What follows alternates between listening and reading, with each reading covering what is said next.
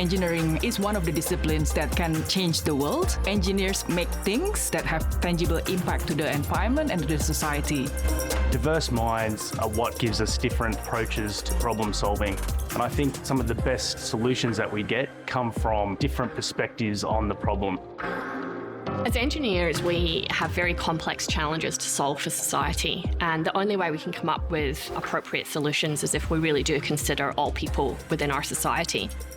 We just need to make sure that we look after the planet and we look after each other. And if we instill that into our students, then I'm very optimistic on the future.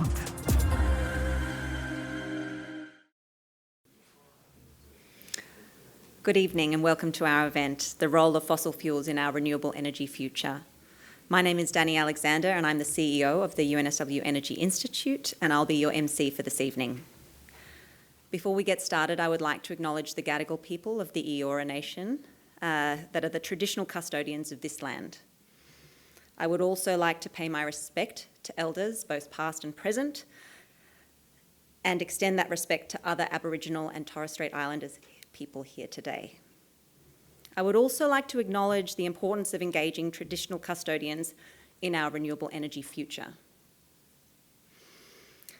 This is the topic of this evening's discussion, and we understand that more than 40% of our renewable energy infrastructure is likely to be sited on the Indigenous estate. This is just one critical element of many to consider in our renewable energy future, along with the role of fossil fuels that we are here to discuss tonight. So it is now my pleasure to introduce the Deputy Dean of Industry Engagement, Innovation and Research at UNSW Engineering, Professor Ian Gibson, to give an address.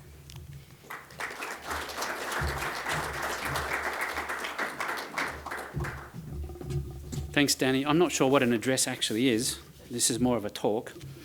And Dani and I did not swap notes before I prepared my little talk. Anyway, thank you, Dani. Good evening, everybody. It's great to see you all here. And you've come to listen to our distinguished guests, not to me, so I'll get done as quickly as I can. So my job really is to set the scene for this conversation. But before I do that, you'll have to forgive me. I'd like to tell you about a little experience that I had recently. So I was fortunate enough to attend the ATSI Gala Awards night last week. ATSI is the Academy of Technological Sciences and Engineering, and I'm sure there's some people in the room here tonight that were there. Now, one of the awards that ATSI gives is the Traditional Knowledge Innovation Award. Now, this was awarded to Uncle John Watson, who's a Nyakana Mangala man, an elder from the Kimberley region, and his colleague, Professor Ron Quinn from Griffith Uni. Now, Uncle John had the tip of his finger bitten off by a crocodile back in 1986. So what did he do? He sought the bark of the Majala mangrove tree seeking pain relief. He chewed on a strip of bark and applied it as a dressing to his wound. It worked. His finger was healed. Of course, he knew that. Anyway, Ron Quinn heard about this and sought out Uncle John. Together they've developed a completely new product, a new powerful pain relief gel that contains a complex cocktail of active ingredients, all from the Majala mangrove tree. Now, Uncle John is a very quiet, softly spoken man. He's not loud. But Ron Quinn listened to Uncle John because he knew that his people had been studying the medicinal nature of what they could find on their land for a very long time. Ron had the respect to realise that they might know what they're talking about, and they do. So when I started, I didn't give a traditional acknowledgement of country right at the top. I've held that off to now. So I do pay my respects to Indigenous peoples, and I pay my respects. I have a deep respect of their knowledge and recognise that they have been careful custodians of this land for a very long time. We need to listen to their voices. But that was a story about someone's finger being bitten off. What's that got to do with fossil fuels? One thing that our world today is not short of is loud people with opinions about the role of human activity in causing climate change and what to do about it. How many of those voices that we hear really know what they're talking about? While in no way do I try and compare UNSW's expertise to Indigenous knowledge, we have actually been looking at issues relating to energy for quite a long time. You probably know, you're probably aware, Professor Martin Green and his team from UNSW developed the PERC solar cell, which accounts for around about 90% of all solar cells shipped. UNSW invented the solar cell. Professor Green and his colleagues also established the world's first ever School of Renewable Energy Engineering in 2006. The CEOs and or the CTOs of 10 of the 12 largest PV manufacturers in the world are alum of UNSW. Through its research and teaching, UNSW has brought to the world fundamentally important technologies to enable the decarbonisation of the energy supply chain. But this has been a 50-year journey. What you may not know is that another UNSW professor, Professor Maria Skylas-Kazakos, and her team developed what's probably the world's first viable grid-scale battery technology, vanadium redox flow battery, in the 1980s. But we also have a mining school, I think one of only 3 in Australia. We have been teaching mining engineers how to safely mine for coal and drill for oil for over 70 years, and we still do. We also have Australia's only nuclear engineering degree, actually. We also have world-leading teams looking at hydrogen production, grid control and stabilisation, sequestration, carbon capture, and many other topics that are important as we head to a zero emissions future.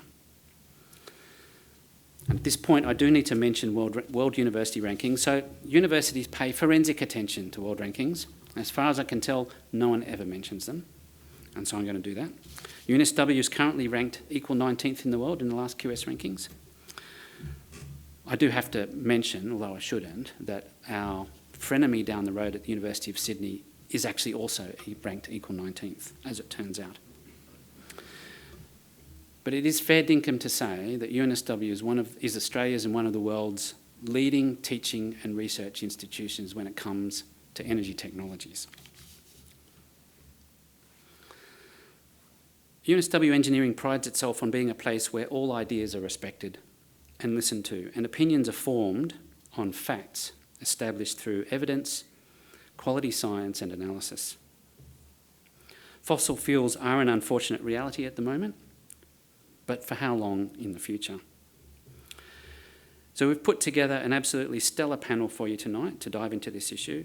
And so my advice, and the theme of my introduction, is do listen to them. They do know what they're talking about.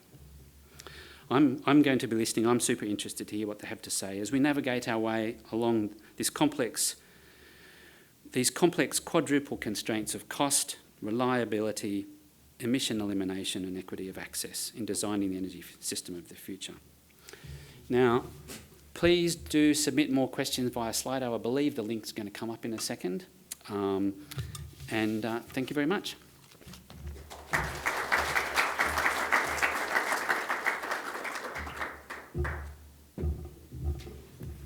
Thank you, Ian. I'd now like to invite our speakers to the stage to begin our panel discussion. Thank you to everyone who submitted a question at registration. We have them on our question list already, but for any questions that you have during the panel, we'd encourage you to submit them, as Ian said, through the Slido. Do we have that we'll have that on the screen shortly. Wonderful. You can also upvote your questions from others, so I know that this is an issue that many people would like to have the answer to. So if I could please invite our speakers to the stage. And to set the scene, I would like to invite each of our speakers to introduce themselves and respond briefly to our first question, which is, can renewable energy resources replace fossil fuels in the short term? Well, good evening, everyone. My name is Professor John Fletcher, and I have expertise in power conversion, which is a really important part of the transition that we need to make in translating to more renewable and more secure sources of energy. And I do that through three mechanisms. One is my directorship of the Digital Grid Futures Institute at UNSW. Another is as co-lead of the New South Wales Government's Electrification and Energy Systems Network as part of the Decarbonisation Innovation Hub. And finally, as a team lead of the electrification part of BRACE program, which is a trailblazer organised around commercialisation of technologies. So I have a lot of things and wear a lot of hats, but my main emphasis tonight is really on the technologies that we need to apply to the grid. Thank you. The technologies that we need to apply to the grid in order to go about making this huge transition. So on to this first question, can any renewable energy technology replace fossil fuels in the short term? I guess the answer to that is both a yes and a no.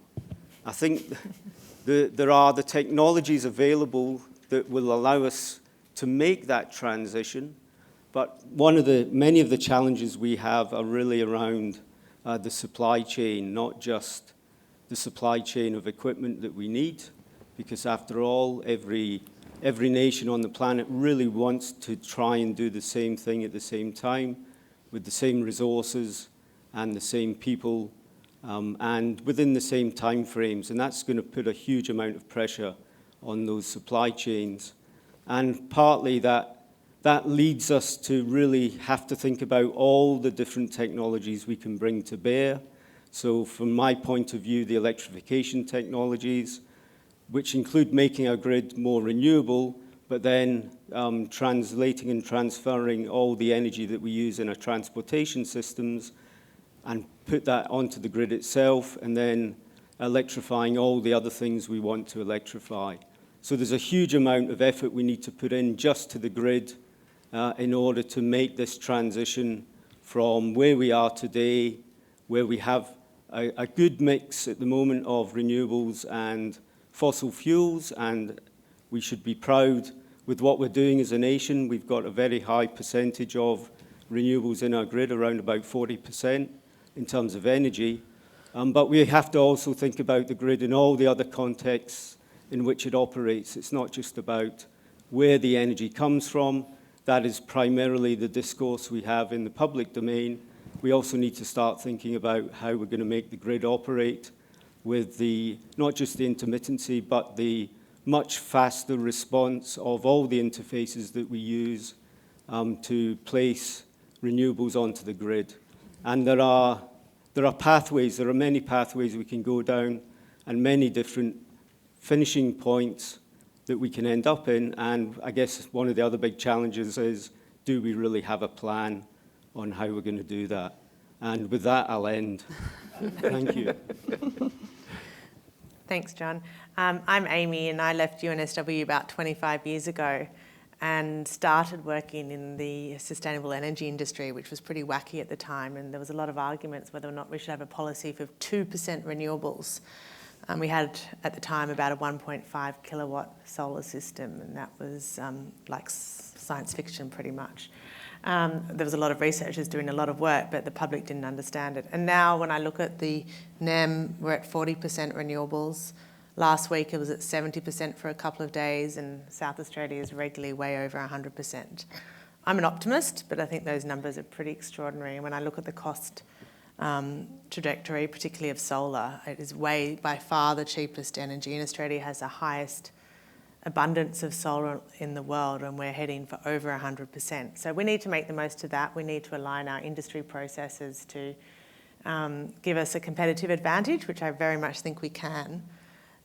But to get to 100% is tricky, and it's not without complex engineering problems, but it's absolutely doable. We just need to really get the policy right and the finance right and some of the technology right. But the technology is there, but we need to look forward and have an ambition, because the opportunities are so huge, and quite frankly, we have no choice. And I also started my first job, and my boss thought it was crazy that everyone had a computer. And I certainly didn't have a mobile and thought they were stupid as well. And Sydney was run on whale oil.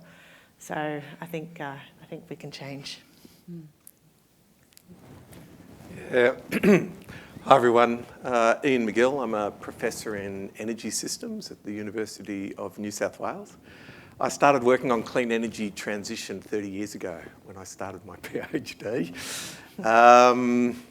I worked on integrating utility wind and solar into electricity markets, And at that time, the east coast of Australia had no utility wind and solar, and it didn't have an electricity market either. And I think that kind of speaks to the time frame of research and thinking about these issues before, as John reflected on. We're pretty close to 40% renewables now, and it's probably around 33% wind and solar now in the grid. And our federal government has a target of 82% renewables for 7 years' time. And we ain't going to get a whole lot more hydro or biomass, so it's going to be doubling and more of wind and solar if we're going to hit that target. With sort of 30 years looking at this, I reckon there's 3 key things that I take from that. One is the climate science is worse, or the climate challenge is worse than we probably thought back then, as we're seeing right now. We've wasted a lot of that time not getting on with it. But the good news is our options for cleaning up energy have just got so much better. You know, it used to be about how we subsidise wind and solar because they're really expensive compared to the alternatives. That's not our challenge now. Our challenge more is around taking the cheapest energy in history, as the International Energy Agency says, PV and wind, and integrating them into a system which has to be secure and reliable, picking up on some of the issues John was saying.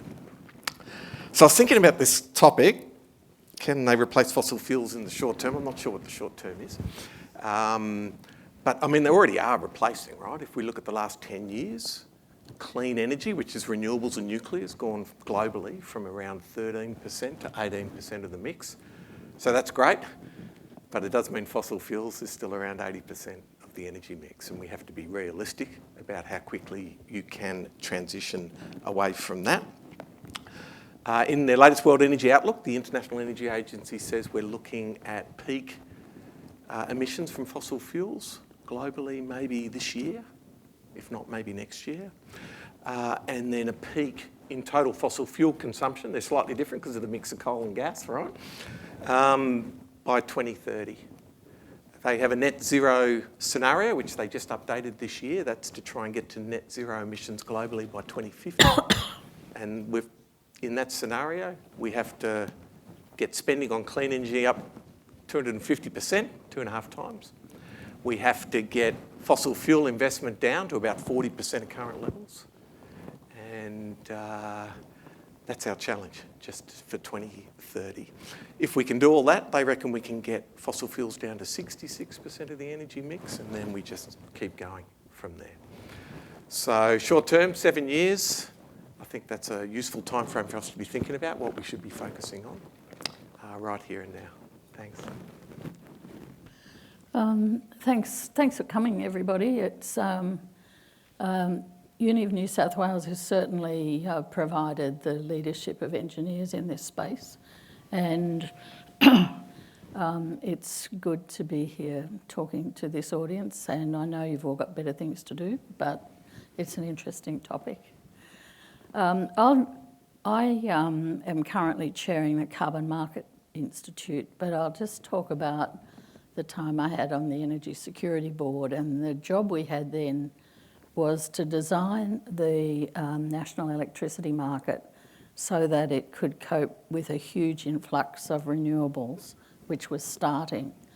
And it's quite interesting for engineers what all of that means, and I'm not one. But I'll explain it to you in a way that's very simple because that's the way I understand it.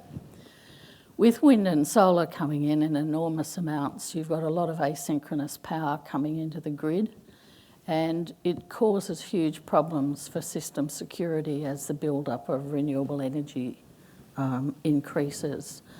Frequency control becomes harder, inertia becomes harder, and just system stability starts basically getting the wobbles. And it's because the stability that the old fossil fuel plants provided is gradually going, and it's actually going not so gradually in some places.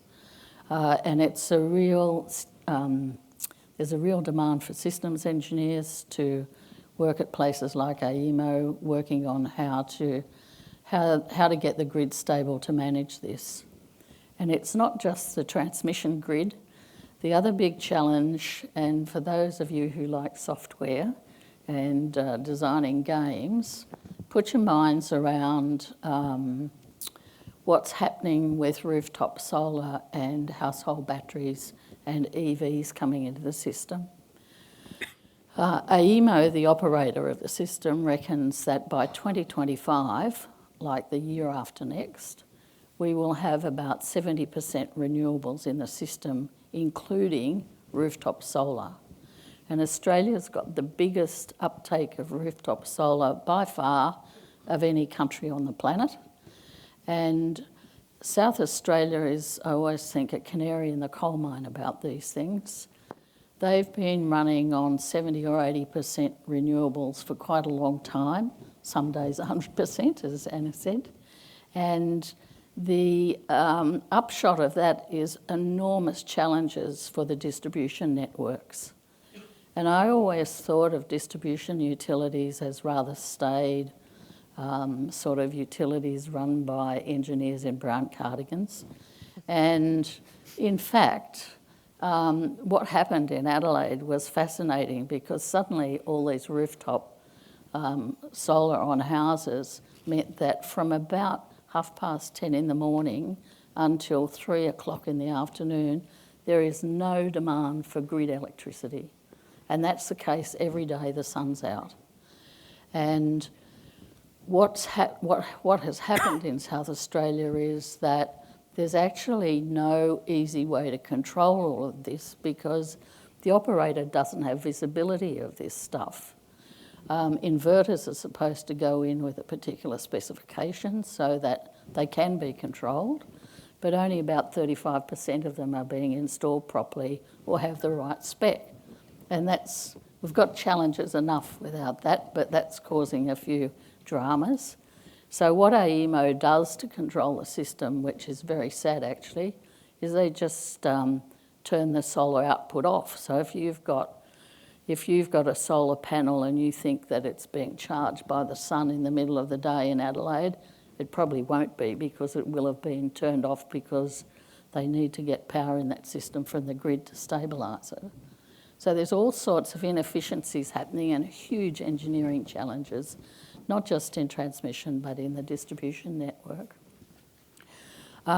If you think about where we're headed, and I'll just talk about the technology we've got, not about where we're going, we are headed to very high percentage of renewables, both big ones and the small rooftop solar and EVs and the like, and small batteries to go with it.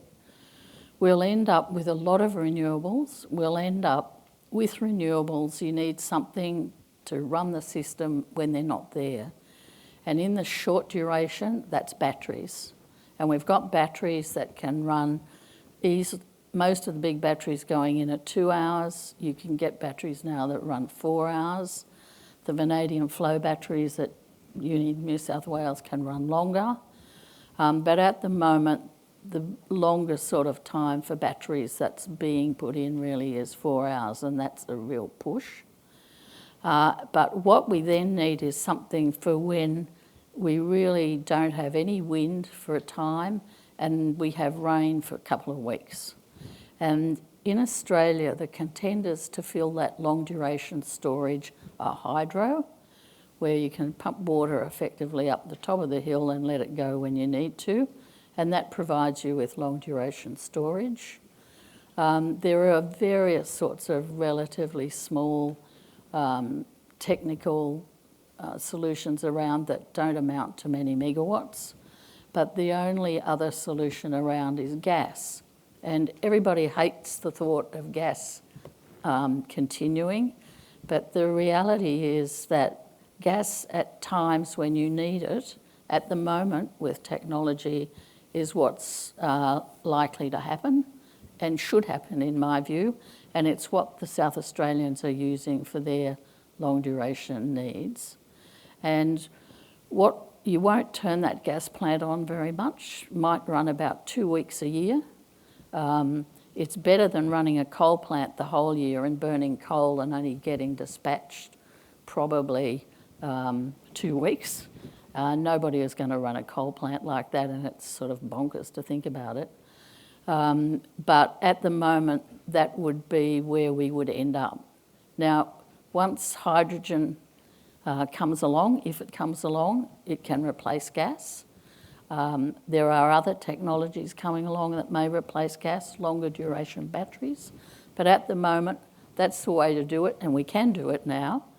Two things that are stopping it are the very slow rollout of transmission, and those of you who are into building things, you really need to get the community on side when you think you're going to stick some high transmission lines through their paddocks, because nobody wants a high transmission line anywhere near them if they can avoid it. And that means they need to get benefit for it, so they have to be paid. Similarly for wind farms, no one's terribly fond of them, or solar farms. There must be payment for the community to put up with that.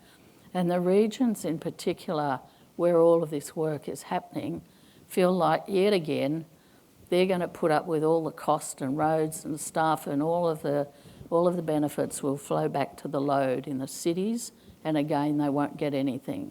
So governments are finally getting their head around doing some stuff to address these social licence issues so that the build can happen. And the main problem with the slow build of transmission is that social licence and approvals problem. We are short of labour, and we are wanting everything at the same time as everybody else, but the big problem is social licence.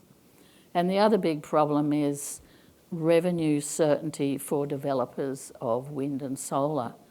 The wholesale market's a fascinating market, but at the moment it's quite difficult for a developer to estimate whether they're going to get dispatched and how often they'll get dispatched and therefore make some money. And at the moment that's being addressed through renewable energy certificates, which are a form of payment, but it will be addressed by the federal government giving some sort of underwriting on revenue going forward, I think, and probably some cap on what people can earn. So we can get there, and we're running slow, and we need to get a serious move on. But I don't think we should underestimate where we are. And South Australia's done a terrific job, much easier with a smaller population. Other states are sort of moving along at pace, and that's where we are. And we need engineers. Wonderful, thank you. In fact, you're doing an excellent job answering questions I haven't even asked, so I really appreciate that. I might touch on a point that maybe, Kerry, you raised at the end here about investment. And a question I have here that has a couple of votes as well is, how can we best encourage the capital investments we need to get the energy transition done if we are to achieve net zero? Would anyone like to jump in on that to begin with? Perhaps Ian, you might like to start us off? Yeah, certainly happy to have a crack at it. I should first say, and this picks up on Kerry's point, they reckon for this year we're probably spending about 1.8, almost 2 times as much money on clean energy investment than we are on fossil fuel investment. And that's changed from basically being equal 5 years ago. So the money is moving. It just takes time. In terms of encouraging the capital investments, firstly, you've got to decide where the key places to put money is, because there's quite a range there. And again, I keep coming back to the IEA, but I think their work is excellent. And if you don't know the International Energy Agency, they're not a bunch of environmental greenies, let's put it that way. They were set up 50 years ago almost as the rich country's oil buying club. But they're really engaging in energy transition in a really important way. And they've got 5 pillars about where we should be putting money. They will say by 2030 we should be trying to triple global renewable capacity. So getting lots more renewables in globally, and here in Australia, clearly part of that. We should be doubling the rate of energy efficiency improvements, and that's a big gap in Australia. The good news is that means lots of opportunity because we haven't been focusing on it. We've got to slash methane emissions from fossil fuel operations by 75%. Hugely important here in Australia, and the current numbers are underestimating the problem. We've got to get financing into emerging and developing economies, and we've got to get measures to ensure an orderly decline in the use of fossil fuels. That's the International Energy Agency's sort of position of prioritisation. And look, we've got policy experience around the world pretty much in all of those. Not saying they're easy, but we do have experience here in Australia that we can draw upon as well as globally on the levers to push to make that to happen.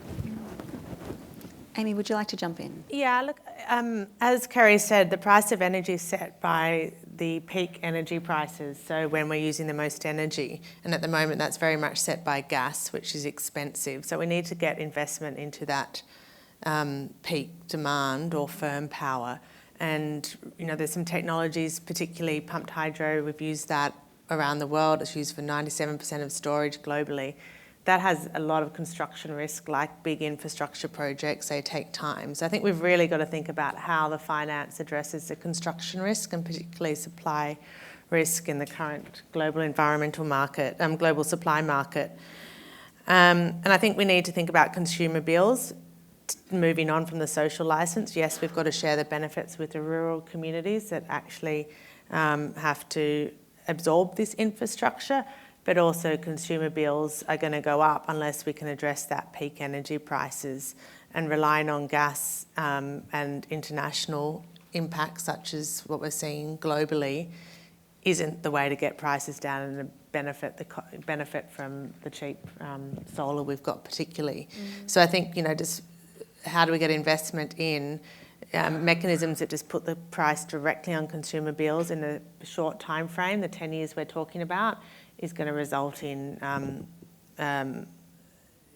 political issues that we need to be real about. So we need to think about long-term bonds, for example, that can then wear these costs. I mean, we're talking about a massive industrial transition that we've seen before, but it takes time.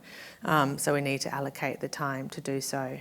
I think the latest estimate's $120 billion in capital markets. So we've done it before with infrastructure, and we need to think outside the square.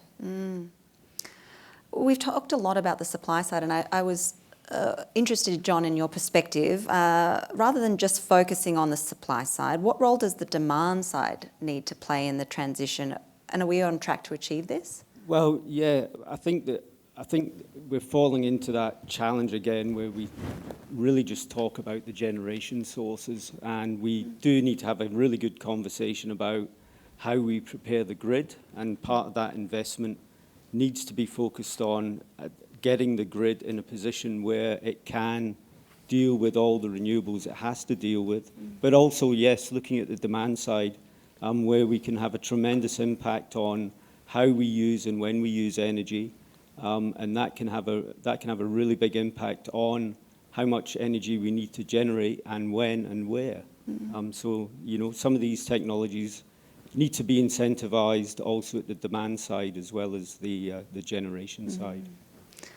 Would anyone else like to comment on that side of the equation? I'll comment on prices. For the overall price, the wholesale prices of electricity have been falling, and people who think that renewables are causing prices to go up are completely in the wrong place. Renewables have been forcing wholesale prices down markedly ever since they started getting into the market. And what happens in the wholesale market is that generators bid in every 5 minutes to have their power dispatched, and they get dispatched in a price merit order. So if you're solar or wind, you basically bid in at your marginal price, which is naught, sometimes negative, so you get dispatched. If you're coal, you don't get dispatched until wind and solar stop. And if you're gas, you don't either. So, and gas will bid in lower than coal because it won't have been running all day. So you get a merit order around your technology. The prices of networks, transmission and distribution, will go up, but they're not going up mightiously, and governments are picking up a lot of the cost of the networks, as they should, because the energy transition will drive net zero emissions in the rest of the economy. So it's a industry-wide, economic-wide thing, and they ought to be picking up a fair amount of the bill, and they are. But it's a huge bill. The transmission bill alone is $30 billion, but it doesn't have to all be spent until towards, the 2040s. We don't have to do it all tomorrow. And there's a big build going on at the moment, and it needs to be faster. And we're spending billions a year, and we need to keep doing that and a bit faster. So I think the reason why prices have gone up is really associated with international increases in coal and gas prices, which is associated with war, basically, and upheavals globally. There is a question here that has got quite a lot of votes, which relates to, international markets, which is how will the end of fossil fuel exports, if that is what's going to happen, affect Australia's economy? Is that something that you would also like to comment on? I've recently been doing some work for ARTC, which is a company that owns all the rail tracks, including the Hunter Valley track, and they watch what's happening with coal exports very carefully because it's one of their major revenue earners. And already the volumes of coal exports are starting to decline, as you'd expect. And under Paris agreements, all countries will be cutting back on their fossil fuels. The good quality black coal in the Hunter will probably last a lot longer than a lot of brown coal in other places because it's got less carbon in it, but it will decline. And it's possible that for metallurgical purposes, so thermal coal will decline. Metallurgical coal will hang around for a bit longer, and it'll be a transition that'll be over at least a decade. But for the Australian economy, it's going to have huge consequences because we're very big coal exporters. We're also third in the world with our methane emissions, largely from open cut coal mines.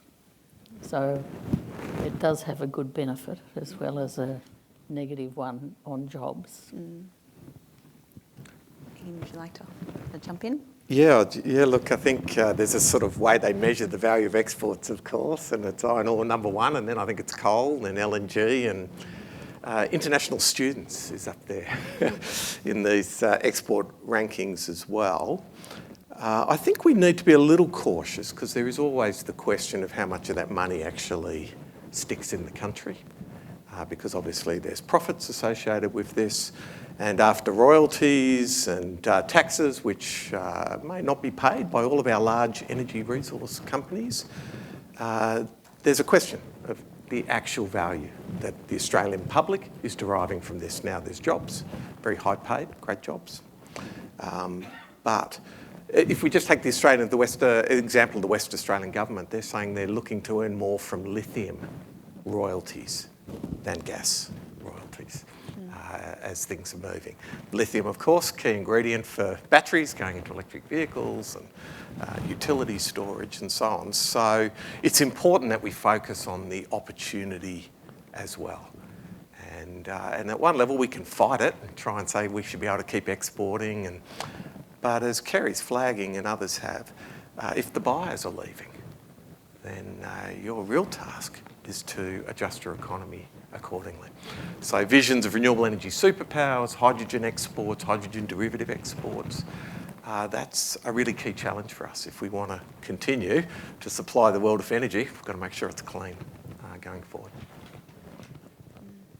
Yeah, I was just going to say also, I think green iron, green steel, using electric arc furnaces, there are alternatives and we can export this abundant energy in different forms. And I think we have to be realistic about what the markets are saying, and it is going in a downward decline. So we need to be honest about that. And there is technology. At the moment, it is expensive, but all technology is when it starts. I'm going to take the liberty here because I have the iPad. And consolidate a couple of questions because a few people are asking about different technologies here, and you've mentioned hydrogen on a number of occasions here, but there are questions around also the ability to achieve net zero without, say, carbon capture or nuclear energy, particularly, say, small modular reactors or SMRs. Perhaps, John, you could start us off in terms of the technology side and what mix we may need. Okay, yes, that's a great question. And I would make the point that Australia exports about 3,000 petajoules of uranium energy every year, which is about as much as the energy we use for the whole of the Australian economy. So there is potentially a really big business opportunity there. And I say that given that many North European countries are really going to have to look seriously at nuclear builds to support their energy consumption and the electrification of their gas and their coal-based systems. Some of that may well be met by small modular reactors. These are reactors that can be built almost mass-produced, if you can imagine such a thing with nuclear reactors. One of the big challenges with large nuclear reactors is they end up being built on site. One nuclear reactor ends up never being the same as another, whereas if you can build them in a factory and ship them out on a containerized system, usually by rail, then you get some of the benefits of the engineering being taking place in the same plant. These reactors are somewhere between 30 and 300 megawatts, depending on which technology you're attaching your flag to. Some of these technologies are getting close to being licensed for first builds, and I can imagine maybe in 10, 15 years that we could potentially see portfolios of these in the Northern Hemisphere in particular. Mm-hmm. It would be great to hear other perspectives as well. Look, can I just comment that the CSIRO has done a study recently of the costs of energy from particular sources, and on the small modular reactors, they make the point that they're not likely to be available until the mid-30s. And when they are, the cost of power from them will be greater than the cost of power from other sources in Australia. And whether or not that stays the same, I don't know. And I do think it's important to try and stay technically neutral about this. But I think a lot of the hype around small nuclear reactors is ignoring the reality that they're not commercial yet, and the time frame looks about the same as hydrogen at the moment. Mm-hmm. Ian? Yeah, I think the International Atomic Energy Agency did a report last year on small modular reactors. There's 83 designs that they covered. There actually are some that are now operating. The Russians have put these small reactors they put onto their nuclear-powered icebreakers, opening up that northern route, top of Russia. They've put them on a barge, and this barge is a small modular reactor. It's probably just under 100 megawatts of generation. The Chinese have just constructed one and just connected it to the grid, and they're just ramping that up. But I don't think that's what people have in mind, buying from the Russians or Chinese with this technology. And the Western technologies, as Kerry and John have flagged, there's a wait for those to come through. And the economic challenges of nuclear don't necessarily go away with small modular reactors. You fix some of them. But inevitably our challenge with nuclear has been you can build cheap nuclear. That's what the Russians built at Chernobyl. You can build safe nuclear, but you can't build cheap safe nuclear. Well, not yet. Some of these technologies are very promising, but they're going to take some time to arrive. So there's things we really need to focus on now. And clearly renewables, EVs, we've got pathways that are really clear, the technologies are well proven, that we can be rolling out now while we get a sense of what these promising but unproven small modular reactors can actually do. I think there's a question too of whether you actually want baseload power back in the grid at all, because if we're running a system that's got intermittent renewables in it with storage backup that's adequate, both short and long duration, then you don't need something like coal or nuclear that just chugs along all the time. And it's different in the Northern Hemisphere, partly because of their weather. we're quite blessed with good. We don't have much water, but we've got pretty good sun. John? Sorry, I was just going to make the point that energy storage works for renewables as well as nuclear in terms of matching baseload with intermittency. Yeah. Look, they're lovely. Unicorns, and my daughter would love to meet one, but they're only theoretical, so they're not out in reality. They haven't been constructed yet. So if we can make it work, great. But right now we have the technology available to meet our energy needs, and to think about something that is a theoretical concept apart from a couple in Russia, whilst not focusing on what right now in New South Wales we've got 40 gigs of wind, 40,000 megawatts of wind in the planning system, 25 gigawatts of batteries, we've got loads and loads of pumped hydro. The technology is right here, and quite frankly I'm concerned it's a distraction from what we need to do urgently. So let's, go on, John. But do we have the grid that can cope with all of that? No, we need to build it very quickly. Absolutely. And so perhaps here, I've got another question here, and let's look at gas. So we spoke about that earlier, and there's a question here that states the economics of gas relies on high utilisation. So how do you see its intermittent use affecting the value proposition for alternative options for storage like batteries, if that is the alternative here? Would anyone? I think batteries are an alternative for short duration storage, but if you get 2 weeks of no wind and no rain, a battery's no use to you. Like, we'll all be in darkness. And the Germans have got a good word for it, which I've actually forgotten, but in Europe you do get periods of no wind and considerable dark in the winter, and they really struggle with long duration storage, and it will happen to us. So the fact that the gas plant goes on for a short period of time does mean that plant's not economic, but it must get a payment like an insurance payment to just hang around and be there for when we need it. I think it's called a capacity payment, and there's been dreadful arguments about it, but it'll have to happen. And it picks up on Kerry's point about nuclear. I think the economic structure of nuclear is it's expensive to build, but really cheap to run. Not as cheap as renewables, but cheap to run.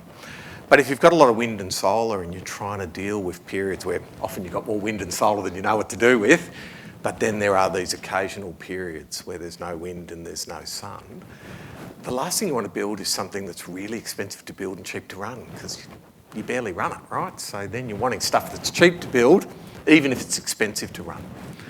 The issue with gas in part is going to be, it's an industry with a lot of fixed costs. So as you reduce the amount of gas flow going through, effectively you've got to cover those fixed costs with less and less volume of gas being used.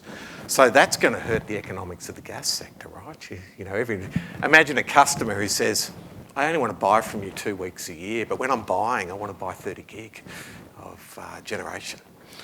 That's a really tough industry structure for you to build, right? It's just like air conditioners, So that's going to really make the economics of gas pretty challenging.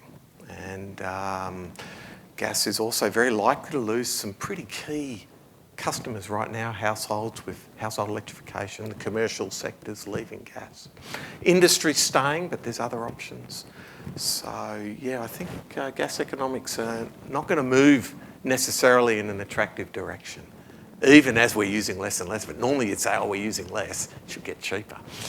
But that may not happen.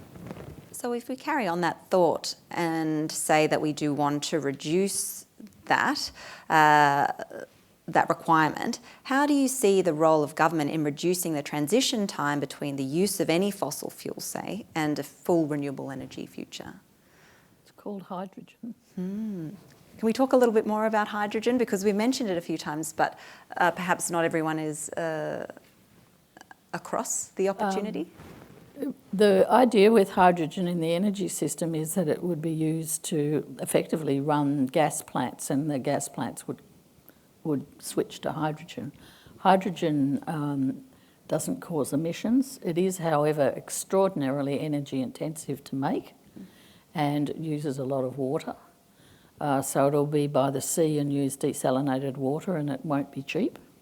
But Australia does have an enormous amount of renewable energy resources that it can use to make it. So that's the advantage that we've got. And there's an enormous amount of research globally going into it, as I'm sure you're aware. John, I think you have an interesting perspective here, I guess, at the grid side of that hydrogen deployment. Yeah, well, it's interesting when you look at the economics that if you want to make hydrogen, you're not going to buy it from the grid because it doesn't make economic sense. You have to build your own electricity plant to drive your own electrolyzers, and that's the way it kind of works. The actual technology itself is still relatively immature, I'd say. We have a number of really good companies in Australia developing hydrogen technologies, but they're still in the development phase. So there's a lot of work still to be done on getting hydrogen plant that really delivers the goods.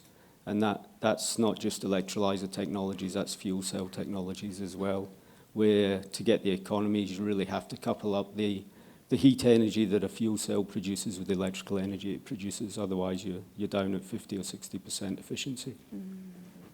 Just in terms of the role of government, I think at the moment the market's flooding towards sort of 4-hour solutions. As Kerry said, that's where the batteries are. They're fairly cookie cutter now and very easy to accept the risk associated with them from a financing perspective. But the current policies and the capacity schemes, particularly the capacity investment scheme nationally in New South Wales, our TESA scheme, I think have failed to deliver for long duration storage at the scale we need it and incentivise the technologies that are there, because we need a diverse mix of technologies that can actually provide that weather gap that Kerry talked about that's absolutely coming. We can see it as clear as day. It's not far away. And unless we start to build that infrastructure now and provide the finance and the incentive for it, gas absolutely has a role, but I'm worried. Yeah, I think the other thing with hydrogen is that it helps us clean up sectors that are otherwise really hard to clean up. So, yeah, it's got a role in electricity, we think. But if you think about shipping and shipping fuels, it's not going to be gaseous hydrogen or liquid hydrogen, very likely. It's going to be what we call hydrogen derivatives. Might be ammonia, possibly methanol, renewable methanol. You can actually make renewable natural gas. You can make renewable, what's called SAF, sustainable aviation fuels.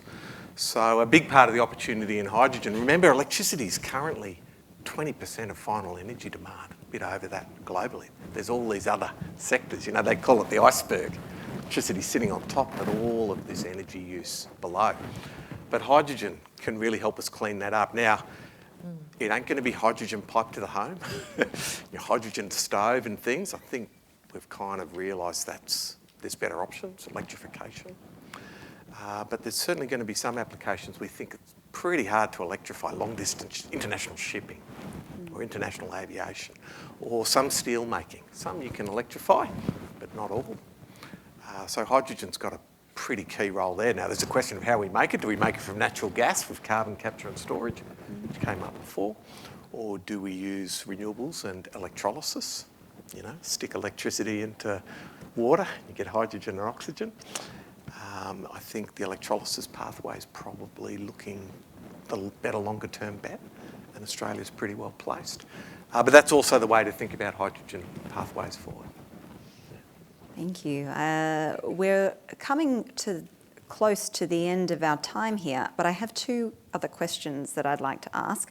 So I would like to ask the first, but maybe keep the answers a little shorter so we can get to the final closing comments. It's a good point here. We've talked about the tip of the iceberg in terms of decarbonisation, but there's also the tip of the iceberg in terms of sustainability of renewable energy as well. And the question here is, how are we going to deal with the supply and environmental issues on recycling solar cells, which have a shelf life of 25 to 50 years? It's somewhat in a different direction, but I think it is a good question if anyone would like to tackle that before we go to our closing comments. You know, look, oh, John.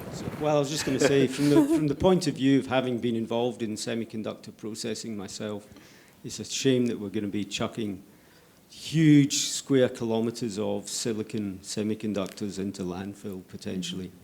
So let's hope we can do something useful with it. I was just going to note there are businesses starting to deal with recycling it so that it doesn't go to landfill and it gets reused somehow. I'm not across the technology, but I'm sure it's going to happen. Yeah, I think there's some great programs and it's starting and it's critically important, but there hasn't been the economies of scale yet, but hopefully we've learnt from mistakes in other industries. And it's certainly an area of government to manage, I think, as well. Yeah, and I think, you know, we've got a couple of innovative companies here in Australia just starting on the recycling journey for PV. There's aluminium frames, there's glass, there's some stuff they're not able to work out how to get out yet, which is potentially valuable. And we'll also see it with lithium-ion batteries. We're already seeing recycling companies coming up on that. But it is a huge part of it because a clean energy transition that has unsustainable practices in it, be it mining operations in Africa using child labour or whatever, that's just not something we're going to be able to accept in the supply chains for this. I would just say one thing though, which is fossil fuel supply chains aren't pretty either. But you know, we've got to set very high standards on the way we do clean energy transition. So this is my final question. And again, I'd encourage each of you to answer if you would like. And it actually goes back to the way that Ian started us off about good information shared and understood. Because this question is, how do we overcome misinformation and disinformation about climate change, renewables, transmission lines, etc., to continue prioritising the energy transition?